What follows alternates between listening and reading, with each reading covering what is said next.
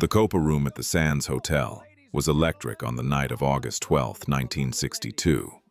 The Rat Pack was in full swing. Frank Sinatra, Dean Martin, Sammy Davis Jr., Peter Lawford, and Joey Bishop. Trading jokes, singing songs, and making it look effortless. It was the third week of their summit at the Sands engagement, and every night had been magic. Tonight would be different. Tonight would be the night that tested what brotherhood really meant. Sammy was in the middle of his solo number performing "I've Got You Under My Skin" with the kind of intensity that made you forget to breathe. He was dancing, singing, pouring his soul into every note. The audience was mesmerized. This was Sammy at his absolute best. Raw talent on full display, commanding the stage with a presence that made you understand why he was considered one of the greatest entertainers alive. At a front row table sat a man named Vic the Blade, Duca. He was a capo in the Chicago outfit, a man with a reputation for cruelty that made even other mobsters uncomfortable. Vic was in his 50s, thick-necked and heavy-set, with cold eyes and a smile that never reached them. He'd come to Vegas with 6 of his guys, all of them drinking heavily, all of them treating the entertainment like it was put on specifically for their amusement. Vic had been heckling quietly throughout the show. Nothing loud enough to disrupt the performance, just comments to his table that got laughs from his crew. Dean had noticed it from the side of the stage. Frank had noticed it too. But Sammy was a professional. He'd dealt with hecklers and racists his whole career. He kept performing, kept his focus, kept delivering excellence, despite the distraction. Sammy was hitting the final crescendo of the song, his voice soaring. When Vic Duca decided he needed more attention, he picked up a bottle of champagne from his table. Dom Perignon, expensive stuff. He popped the cork and sprayed it directly at Sammy. The champagne hit Sammy mid-note, soaking his tuxedo, getting in his face, his eyes, his mouth. The music faltered. The band didn't know whether to keep playing or stop. Sammy stumbled backward, wiping champagne from his eyes. His performance shattered. Vic Duca laughed, a loud, braying laugh, and his crew joined in. "Dance, Sammy!" Vic shouted. "Come on, dance for us! Isn't that what you people do?" The room went silent. 2,000 people held their breath. This wasn't heckling. This wasn't audience participation gone wrong. This was deliberate, racist humiliation. This was a mob boss treating Sammy Davis Jr. like a performing monkey, like property, like something less than human. And he was doing it because he could. Because in 1962, Las Vegas, men like Vic Duca thought they owned everything and everyone. Sammy stood there dripping with champagne, his face carefully neutral. He'd trained himself not to react, not to show anger or hurt or humiliation, because showing emotion meant giving them power. Sammy had survived decades in show business by swallowing his dignity and performing through anything. He started to turn back to the microphone, prepared to keep going, to pretend it hadn't happened. That's when Dean Martin walked onto the stage. Dean wasn't scheduled to be on stage. He'd been waiting in the wings for his entrance later in the show, but he walked out now slowly, deliberately, and stood next to Sammy. He put his hand on Sammy's shoulder, a gesture of solidarity that everyone in the room understood. Then Dean turned to face Vic Duca.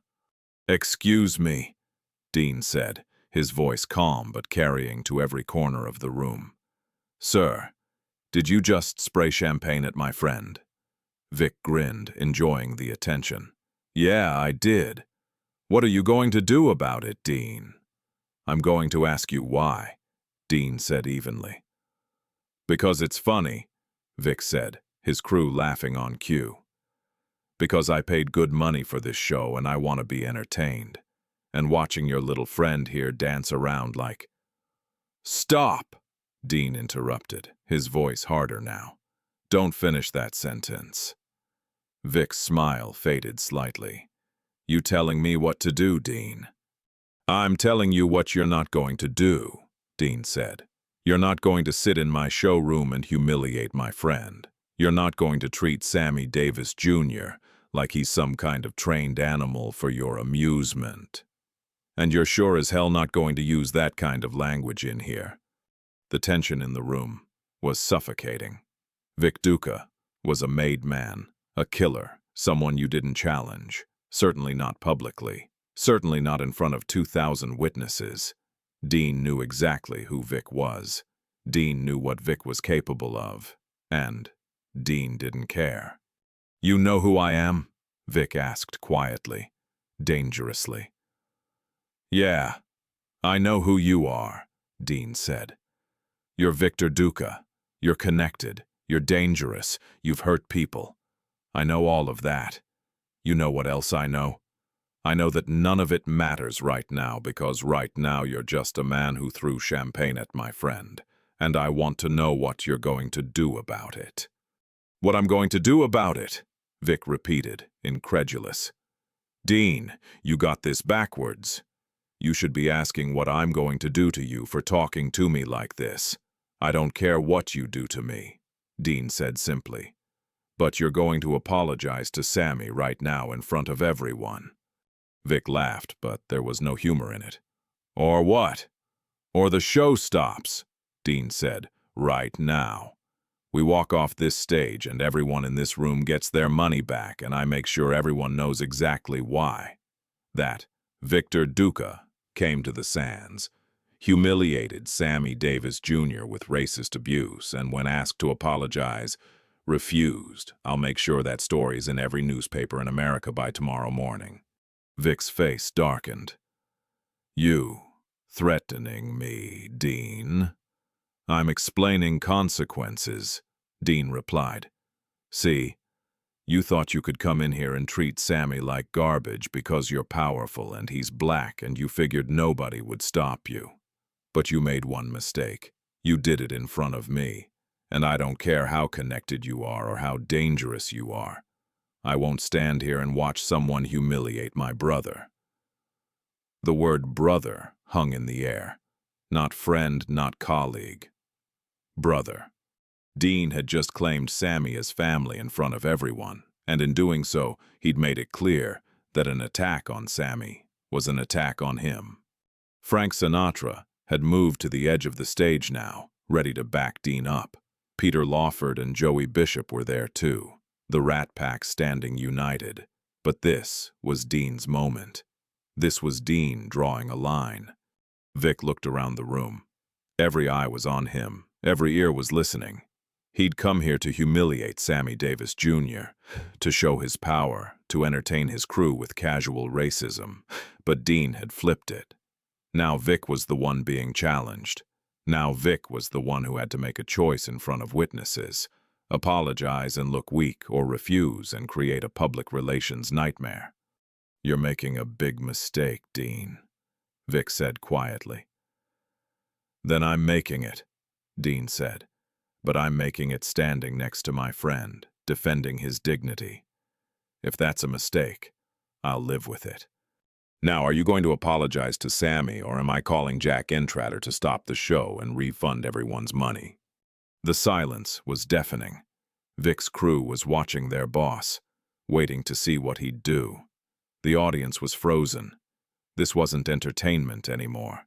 This was real. This was two men, one connected to organized crime, one connected to nothing but his principles, in a standoff over respect and dignity.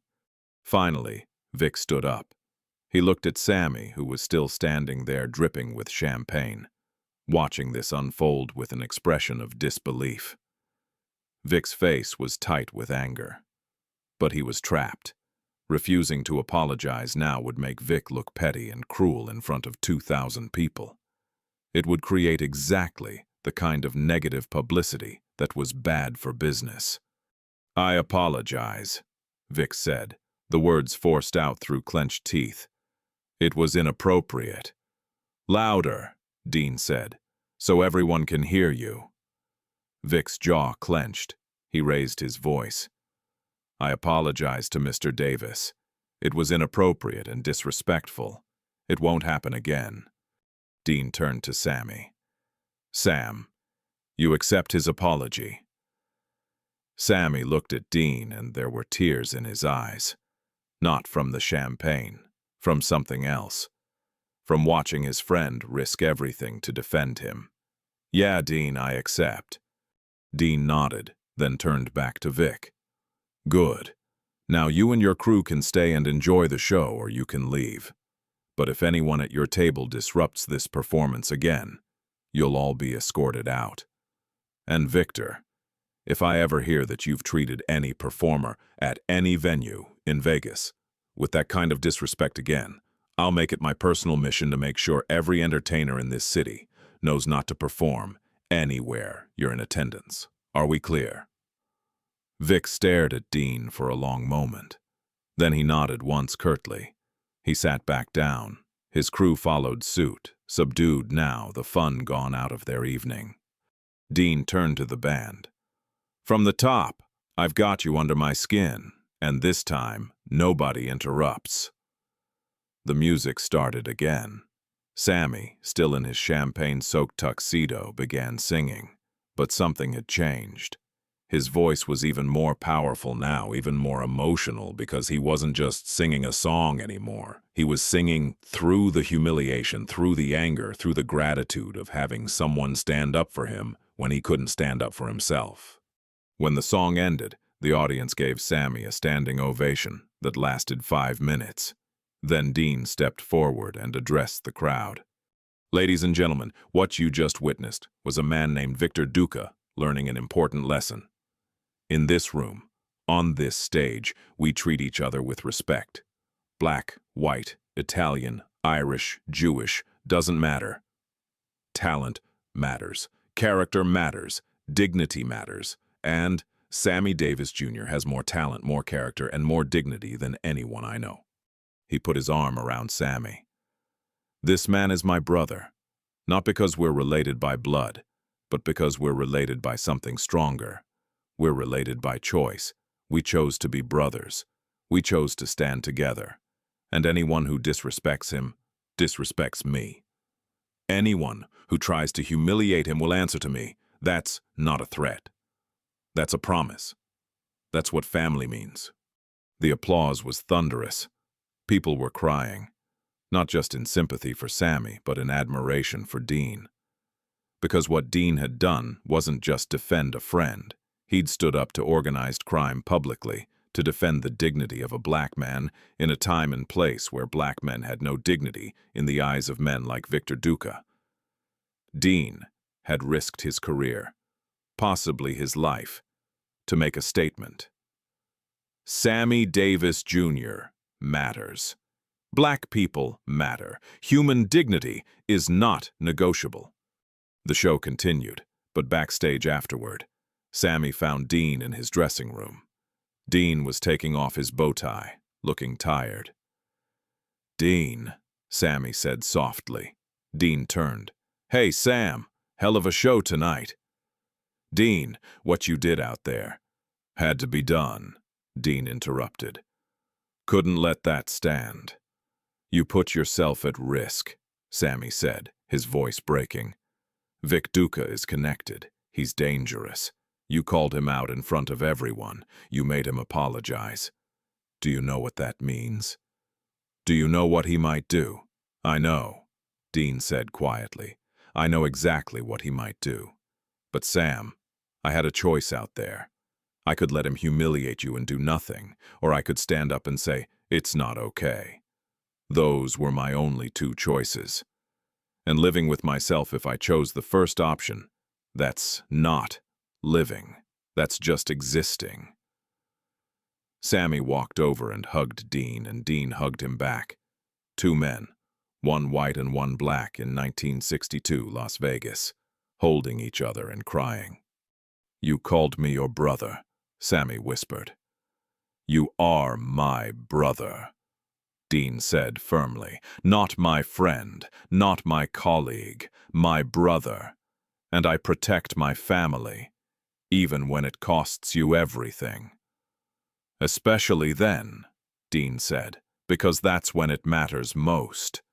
The story of that night spread through Las Vegas and then through Hollywood. Victor Duca left Vegas the next day and never returned.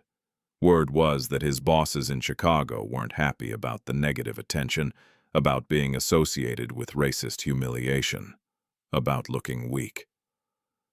Vic's star in the organization dimmed considerably after that night. But more importantly, the incident changed something in Las Vegas. Other mobsters who'd been treating black entertainers with casual cruelty suddenly thought twice. Because if Dean Martin was willing to shut down a show and publicly humiliate a made man to defend Sammy Davis Jr., what else might he be willing to do? What other performers might follow his lead? The incident also deepened the bond between Dean and Sammy. They'd been friends before, close friends, but after that night they were brothers in the truest sense. Sammy knew that Dean had literally put his life on the line for him. Dean knew that Sammy had been suffering indignities like that his whole career, and it made him even more determined to protect him. Years later, in 1988, Sammy Davis Jr. was diagnosed with throat cancer. The disease was aggressive, and Sammy knew he didn't have much time. One of his final requests was to see Dean Martin. They met at Sammy's home in Beverly Hills, and they sat together for hours talking about old times, about the Rat Pack, about their lives. At one point, Sammy brought up that night in 1962. "Dean, do you remember when Vic Duca sprayed me with champagne?" "How could I forget?" Dean said. "You know what that meant to me." Sammy's voice was weak from the cancer, but the emotion was strong. "My whole life, I'd been trained to take it, to smile and keep performing no matter what they did to me. When white men humiliated me, I was supposed to say thank you and ask for more because that's how black entertainers survived. We swallowed our pride and kept dancing." Dean nodded, listening. "But that night, you said no," Sammy continued. "You said that my dignity mattered more than the show, more than keeping a mobster happy, more than anything. You stopped everything and made him apologize to me. Do you understand what that did for me? Do you understand how that changed me?" "You were always dignified, Sam," Dean said quietly. "I was always pretending to have dignity," Sammy corrected. "There's a difference. But after that night, after watching you risk everything to defend me, I started to actually believe that I deserved dignity, that I wasn't just performing for white audiences and hoping they'd let me keep some scraps of self-respect, that I was an artist, a human being, someone who mattered." Sammy reached out and took Dean's hand. "You saved my soul that night, Dean. Not just my pride, my soul. And I never thanked you properly. So I'm thanking you now. Thank you for being my brother. Thank you for showing me that I was worth defending. Thank you for being the kind of man who stands up even when it's dangerous, even when it costs you. Thank you for loving me enough to risk everything." Dean's eyes were wet. "Sam, you don't have to thank me. You're my brother. That's what brothers do." "I know," Sammy said, "but I needed to say it before I run out of time." Sammy Davis Jr. died on May 16, 1990. At his funeral, Dean Martin stood at the podium, looking older than his years, grief-stricken. He told the story of that night in 1962, of Victor Duca and the champagne, of stopping the show and demanding an apology, of calling Sammy his brother in front of 2,000 people. "People ask me why I did it," Dean said, his voice breaking. "Why I risked antagonizing a mobster to defend Sammy. And the answer is simple. Because Sammy was my brother. Because his dignity mattered. Because standing up for what's right matters more than staying safe." Dean paused, composing himself. "Sammy and I came from different worlds. He was black, I was white. He was Protestant, I was Catholic. He was from Harlem, I was from Ohio. But none of that mattered. What mattered was that we chose each other. We chose to be family. And when you choose someone as family, you protect them no matter what, no matter who's threatening them, no matter what it costs." He looked out at the packed church.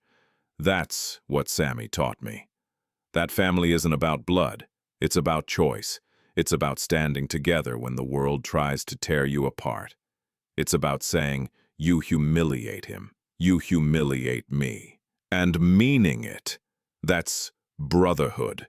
That's love. That's what Sammy and I had, and I'll miss him every day for the rest of my life. The story of Dean Martin shutting down Victor Duca became one of the defining moments of the Rat Pack legend. Not because of the music or the comedy or the cool factor, but because it showed what that brotherhood really meant. It meant Dean risking everything to defend Sammy's dignity. It meant refusing to let racism stand even when the racist was a dangerous mobster.